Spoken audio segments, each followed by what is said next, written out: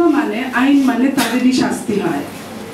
তো সেই শাস্তিতে আমরা যখন কথা বলছি, আমি যেখানে অবস্থান করছি এখন সেখান থেকে 200-300 গজ দূরে হয়তো বা উসমানী উদ্যান, আমার যদি ভুল না হয়, কিছুদিন আগে, কয়েক বছর আগে আমরা কত বছরের গাছ মানে নির্বিঘ্নে সরকারকে কাটতে দেখেছি। পৃথিবীতে কোথাও নেই সরকারের সন্ত্রাসবাদ, একমাত্র বাংলাদেশে এটা আছে।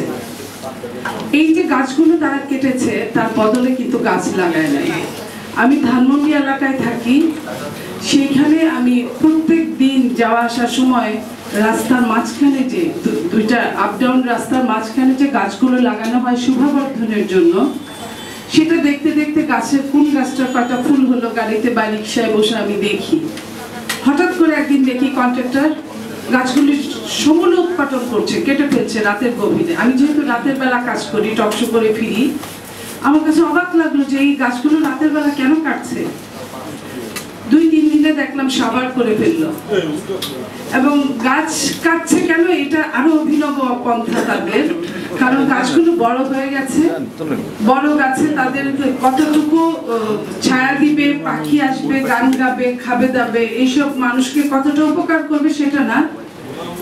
ইঞ্জিনিয়ার এবং কন্ট্রাক্টর, সরকারি কর্মকর্তাদের নতুন করে টেন্ডারে আবার গাছ লাগানো কর্মসূচি থাকবে, আবার অর্থ এখানে ইনকাম হবে।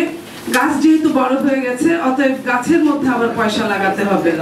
এটাই হচ্ছে জনগণের, আমার আপনার সবার ট্যাক্সের পয়সা, এই হচ্ছে আমাদের উদ্ধার করা।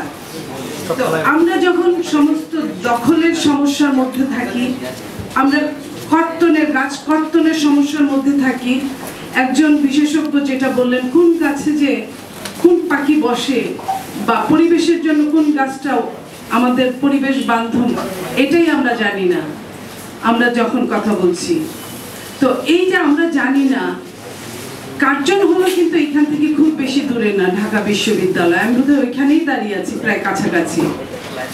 সেখানে শুধুমাত্র কার্জন হল ছাড়া, ঢাকা বিশ্ববিদ্যালয়ের পুরনো কয়েকটা গাছ ছাড়া, আমি পরিবেশবাদী, ওইখানে অনেকগুলো বৈজ্ঞানিক থাকে আমার ভাইরা। আমি কাউকেই দেখি নাই যে একদিনের পয়সা, বেতনের পয়সা নিয়ে চাঁদা তুলে আমি অনেক অন্যায় কাজ করতে দেখেছি, কিন্তু চাঁদা তুলে গাছ লাগাতে দেখিনি। একটা বিশ্ববিদ্যালয়ের শিক্ষক, একজন বৈজ্ঞানিক যদি গাছ লাগাতো তাহলে কিন্তু আজকে পজিটিভ হলেও হতে পারতো। মানুষ নেগেটিভের পেছনেই শুধু ছুটে, এটা ঠিক না।